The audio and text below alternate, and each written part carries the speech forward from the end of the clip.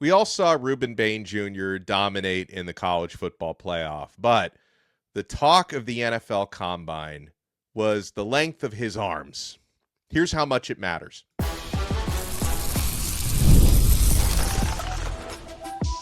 You are Locked On Canes, your daily podcast on the Miami Hurricanes, part of the Locked On Podcast Network, your team every day.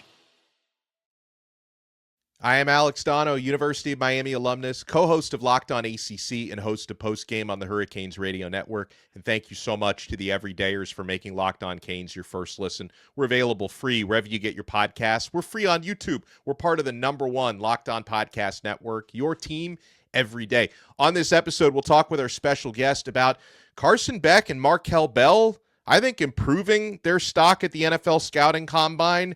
And Rueben Bain Jr., there's something that is completely out of his control that has become the talk of his draft stock. Very happy to welcome in Max Chadwick from Pro Football Focus College. And he and another friend of the show, Dalton Wasserman, host the awesome PFF College Show, which is a go-to for me in season and out of season. All right, so Max, I know you and your co-host and your cohorts there at PFF think very highly of Ruben Bain. I saw the grades he was racking up over the last couple of seasons. So, what's the deal on the arm length, and how much stock should NFL GMs put into that? I don't think a lot, but I think they will is the problem. So I think, because you look at Ruben Bain, I mean, he has the fourth shortest arms ever at 30 and 7/8 inches. Now, I will say some teams, according to Adam Schefter, had Ruben Bain above 32 inches. But I don't know how it's possible to have that much of a difference. Maybe they measured it wrong. So maybe at his pro day, we'll get a different measurement. I don't know. But if it's over 32 inches, it shouldn't be that big of a deal. But 30 and 7/8 inches, like I said before, is the fourth shortest ever and would be the shortest ever for a first-round edge rusher, let alone a top-5 pick at edge rusher. I still would take Ruben Bain, probably the number 2 overall pick. If I'm the New York Jets right now, I still think he's one of the best players overall of this draft class. I mean, he led the nation in pressures this year. He had a top 10 run defense grade this year. He was, in my opinion, he was the best defensive player in college football this year, coming off a great true freshman year, a banged-up sophomore year, but still a really good year when he was on the field in his sophomore year too. So I think Ruben Bain Jr. is worth the top 5 pick in the draft. The problem is, though, I just don't know if NFL GMs with that arm length, it's a huge, huge outlier. I don't know if they're going to take him in the top 5 of this draft. He might slip to the back half of the top 10, maybe even out of the top 10, which I think is crazy in a draft that's as wide open as this one is at the top. For a guy like Ruben Bain, who I think is a really, really great player, I would take him in the top 5. I just don't trust the NFL GMs are going to think the same way that I do. Yeah, I think that's well said. I know a lot of Miami Dolphin fans who wouldn't mind if he fell to number 11, but we'll find out come draft night how realistic that is. Are there any player comps for you? Anyone Ruben Bain reminds you of? Arm length aside, or maybe that is part of it. Yeah, it's a couple guys. You look at for Ruben Bain, I think there's a couple guys that you could look at and be like, okay, maybe I think I've seen a Melvin Ingram a lot for him, just because they're kind of the same type of size and build and all that. And Melvin Ingram had a really productive NFL career too. So I think that's one you could look at. But yeah, I mean, that's the size comparisons are kind of limited because, like I said, we've just never really seen guys with this short of arms before. Honestly, he actually, like I said, the fourth shortest ever, and actually the second shortest in this draft class. And another guy, Cassius Howell, who's another projected first round pick, could be even falling out of the first round now with his arm length. I think it's actually the third shortest in this draft class, considering Caden Curry from Ohio State also came in with shorter arms than Ruben Bain too. But yeah, like I said, it's a big outlier. So it's hard to find a lot of guys with similar arm length to Ruben Bain Jr. I mean, like David Walker coming out last year, who was FCS player who I really liked a lot. He had a similar wingspan, which I think wingspan is actually more important than arm length. And Ruben Bain's wingspan is like 11th percentile, which again is not great, but it's better than what it is, like the first percentile of whatever his arm length is. So I think wingspan is more important than arm length. But yeah, it's hard to find too many comparisons. But if you're looking for like a high end comp, maybe you could be like another like Melvin Ingram type of player. All right, so you mentioned you'd probably, if it were up to you, I wish it was, you'd probably take Ruben in the top 5, but maybe it's possible he falls out of the top 10. What about Francis Mauigoa? Could he even be a top 10 pick? Kind of where do you see him going? I could see him going as high as number 3 overall, honestly. I think the Arizona Cardinals are a team that is looking for a right tackle of the future right now. They had a really bad right tackle play this past year from Jonah Williams. He's going to be gone. I think he's a free agent this offseason. They're not going to bring him back. And then you have a great left tackle, Paris Johnson Jr. Don't know who the quarterback's going to be because they're going to probably cut Kyler Murray. Francis Mauigoa could be a great right tackle for whoever the quarterback's going to be for Arizona as well. So I think he could go as high as number 3 overall in this draft, honestly. And he could go to the Giants, maybe if not there, number 3, maybe the Giants at number 5 overall, the Browns at number 6 overall. I think Francis Mauigoa is going to be a top 10 pick in this draft, especially with the tackle class after him is kind of wide open. Whereas you look at, Caden Proctor, who I like a lot, but it seems like most people are a little bit lower on him. He seems like he'd be more of like a late first-round pick than anything else. And then you look at a guy like Spencer Fano, who came in with really, really short arms at the combine, so much so that people are debating now whether or not he has to play guard or even center. He actually worked out at center at the combine too. So I think out of all the guys who I trust will be tackles at the NFL level, Francis Mauigoa I think is clear of most of them in most GM's eyes. So I think he is, for most people, going to be the clear-cut number 1 tackle in this draft. And in many cases, that's going to be a top 5 pick in this draft too. So I think his range starts at number 3 overall with the Arizona Cardinals, honestly, right now. Man, I would love that for him. So, if we're pretty confident that Mauigoa and Bain are first-round picks, what about Akheem Mesidor? Can he sneak into the first round despite, he's a little older, although I guess we're going to see more of these guys now with unlimited eligibility and everything. Akheem is 24 now. He would be 25 by the time the next NFL season starts. How much does that hurt Akheem's draft stock? Because he looks like a first-round pick to me, Max. Yeah, I agree with you. I think he's going to be a first-round pick, honestly. I think his stock is rising enough where teams will probably look at taking him somewhere in the first round now. I can see this guy being a top 25 pick in the draft, honestly, at this point in this edge class too. So, yeah, he is older, and that is a question mark for him right now. He also didn't really come in with great measurables either at the combine. He came in at 6'3", 260. His arms are barely over 32 inches too, which is about 12th percentile for edge rusher. So it's not like he has very long arms either, but really good run defender. He was a great pass rusher this last year at Miami. The age is a concern for sure because it's probably not much of a high ceiling there with Akheem Mesidor, but in the range where he's going to get picked, somewhere in the 20s probably, he's probably going to go to a team that just made the playoffs. They're not looking for a high ceiling player, right? They want a guy that's going to contribute immediately to their roster. So any team that's picking somewhere from, 20 through 32, the end of the first round, that's looking for an edge rusher, I think Akheem Mesidor is certainly a guy that's going to be on their radar, especially with a guy like Cassius Howell, who a lot of people had above Akheem Mesidor going into it. I don't know if Cassius Howell's even above Akheem Mesidor anymore with the arm length, even shorter than Akheem Mesidor. And like I said, the shortest ever for an edge rusher too. So he's probably jumping Cassius Howell on big boards among edge rushers too. And then after that, you got Keldrick Falk, who has a lot of questions as a pass rusher, who's above him, the guy from Auburn. And then after that, it's really talking about David Bailey and Ruben Bain, right? So I think Akheem Mesidor has a chance to be the third or fourth true edge taken in the draft, depending on what you think Arvell Reese is. We would love to hear, 3 Hurricanes names called the first night of the NFL draft. But when we come back here with Max Chadwick from Pro Football Focus, I want to talk about a couple of players who, seem to raise their stock in the combine. Carson Beck and big Markel Bell. You want to keep it locked right here. We're only getting started on this brand new episode of Locked On Canes.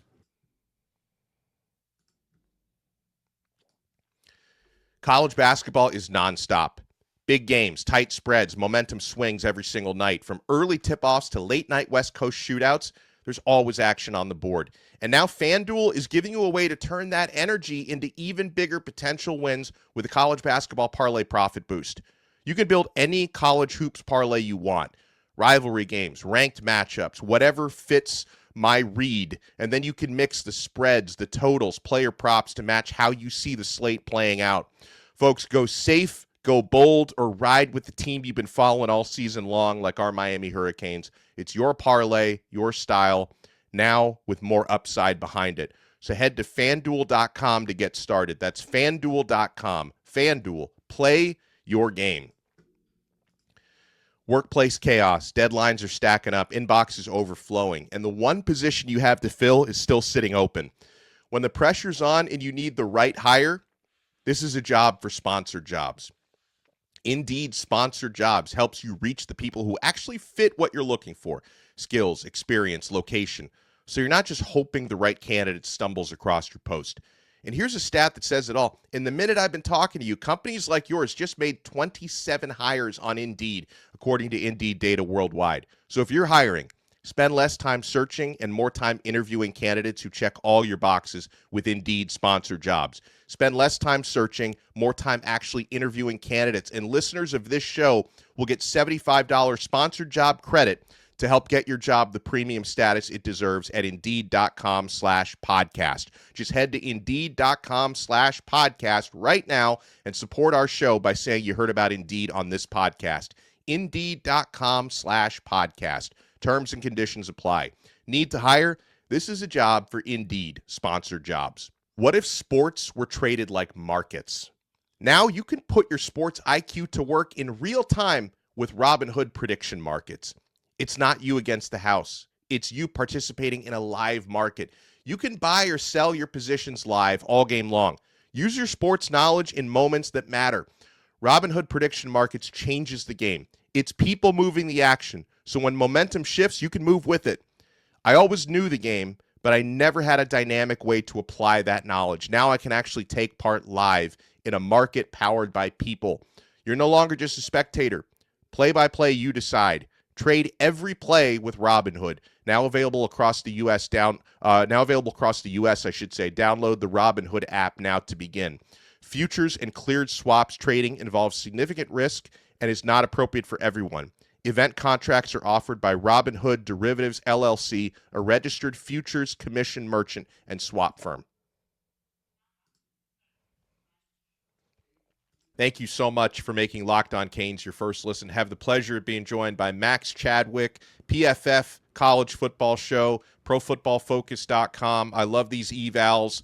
All right, so Max, one of the more viral combine workouts was Carson Beck, because he was getting booed there by the Hoosier and Fighting Irish faithful on hand in Indianapolis, but it looked like he had a really good workout, Beck, including that go route that he hit. He dropped in a dime. What are you hearing the chatter on Carson Beck's draft stock? Because I've seen a wide range of guesses on where he might go. Yeah, it's pretty wild that they were booing him out there when it's like, hey, man, I think Indiana fans are probably grateful to him, right? Throwing him that interception at the end of the game, right? They won him a national championship. It's not like he beat him in the national title game, right? So it was like, all right, like it was kind of a weird, like, also like, don't boo guys at the combine. Like I get it. Like it's like I get it. Like they're rival schools. If it is a rival school, which I don't think Miami is. Well, Miami is to Notre Dame a little bit, but obviously, which makes sense because you kicked them out of the playoff, which rightfully so. So I get maybe Notre Dame fans do that, but Indiana fans like, dude, I don't know what the hell you're booing him out there for, honestly. But I think he's probably going to go in the fourth round of the draft if I had to imagine. I think he's firmly in the top 5 quarterback conversation in this draft right now, maybe even right outside of it. If Cole Payton jumps him on team's big board, I don't think he probably should right now. But obviously, you got the big 2 of Mendoza and Ty Simpson. Both those guys are probably first-round picks. I think Garrett Nussmeier is probably going to be the third one taken in this draft. And then it seems like Drew Aller, the Penn State quarterback, is really leaping on a lot of people's boards right now. He might be QB4 in this class, if not higher, maybe even QB3. But I think Carson Beck's probably right after that. And what you like in Carson Beck is, there's not really that high of a ceiling with him, but there's a high floor, right? You know exactly what you're getting in a Carson Beck. He's a game manager, accurate. He's a good distributor of the football. He gets rid of the ball on time. That's what I love about Carson Beck is that, Miami did have one of the best offensive lines in the country this past year, but he also really helped his offensive line by getting it out very, very fast. Now, I have some concerns with the arm strength. After that elbow surgery, it seemed like he lost a lot of zip on the ball they even had at Georgia. And he had like a B-plus arm at Georgia, and it looked like he had even a worse arm this year at Miami too. So a little bit of questions marks about that. But and I think overall he's a game manager, backup type of quarterback for a long time in the NFL. I don't know if he has a starter ceiling in the NFL, so I should say. He could start a few games for you and hold down the fort when need be, but I'm not drafting this guy thinking he could develop into a starting quarterback. I think I'm drafting this guy thinking he could be a really good backup in the NFL for a very long time. So that's probably going to go somewhere around the fourth round, at least day 3 of the NFL draft, if I had to make a prediction right now. Always one of my favorite parts of the combine is watching the big guys, 300 plus, run the 40-yard dash. There's not too many situations in an actual game where a left tackle is just going to be running straight 40 yards down the field in one burst, but we still get to see it at the combine. And Markel Bell, who is Miami's starting left tackle this past season, at 6'9", Yeah, 346 pounds, like he's one of the like the third or fourth tallest guy at the combine in the last 22, 23 years. It's hard pressed for me to even think of the two guys who were taller than him in the last 20 some years, but he runs a 5'3'6". Like, the big man can move. Now I know, and I'm interested in your take on Markel Bell, because he was a late bloomer. He started his career at JUCO. We really saw him the last couple years at Miami kind of really start to polish his technique before our eyes. So he hasn't, like, I still don't think he's a finished product. Do you think NFL teams will view him the same way?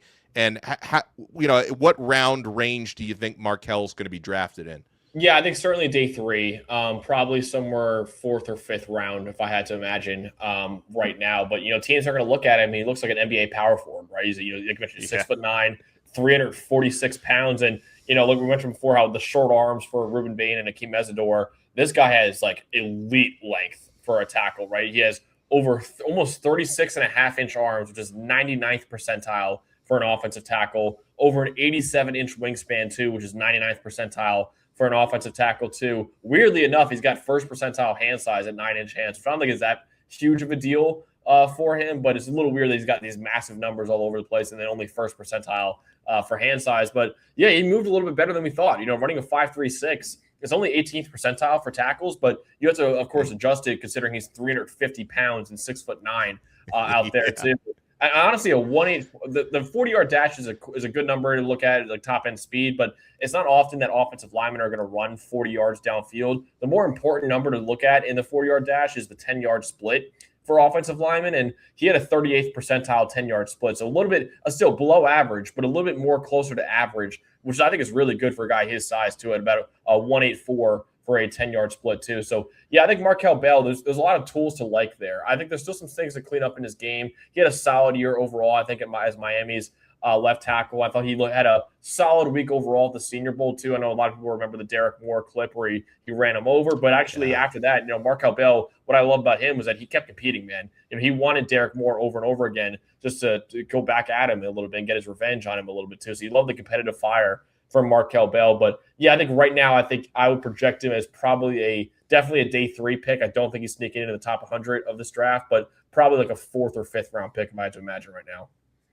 All right, so enough of this draft stuff, because I couldn't possibly have a conversation with Max Chadwick without asking you your take on Darian Mensah, who's going to be taking the reins at QB1 for Miami this upcoming season. Taking what he did at Duke, where he had really an incredible statistical year, should have, more talent around him and better complementary football on defense at Miami. How do you project Darian Mensah at the U? Very highly. I think Miami is firmly the ace. I think out of all the conferences in the Power 4 right now, I think Miami should be the biggest favorite to win their conference right now. I think it's Miami and everybody else in the ACC right now. So I think the big reason for that is getting Darian Mensah. I think he's a top 10 quarterback in the country. I think I had him 9th in my rankings. He led the Power 4 in passing yards this past year. And what I love too is that he's got an elite supporting cast, man. You got Mark Fletcher, a top 10 running back in the country there too. You have Malachi Toney, in my opinion, the second best receiver in college football. Cooper Barkate transferring in from Duke, probably a top 15 receiver in college football, maybe the best receiver duo. Still a lot to replace on the offensive line, but you get really excited about some of the guys they're bringing in there, like Jackson Cantwell, like the #1 overall recruit at offensive tackle. He could be an instant starter, I think, at offensive tackle for the Hurricanes this year, and could be an instant star at tackle for them too. So, yeah, and the defense is still loaded, right? I love the defensive line from Miami, even though they lost some pieces. They brought some really, really good players, and I love some of the young guys like Marquise Lightfoot.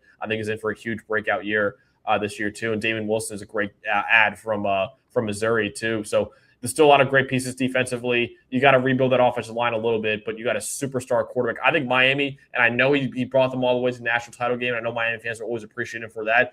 Honestly, Alex, I think Miami upgraded a quarterback this offseason. I really do. I really do. And whenever you do that after making a national title game, It's scary. I think Miami is firmly the ACC favorite right now and firmly a national title contender going into next year. Yeah, I think something you said about Carson Beck earlier hit the nail on the head. Like the floor was very high, but Darian Mensah, to me, I think significantly raises the ceiling. Yeah. So that's kind of how I look at the situation upcoming. Huge thank you to Max Chadwick for joining us. I mentioned you want to check him out on the PFF College Football Show. He and Dalton Wasserman do an awesome job. Also follow Max on X at CFB Max Chadwick. Thank you so much, my friend, and keep up the awesome work. Thanks, Alex. Appreciate you. I love it. We'll talk to everybody next time on another episode of Locked On Canes. We're part of the #1 Locked On Podcast Network, your team every day.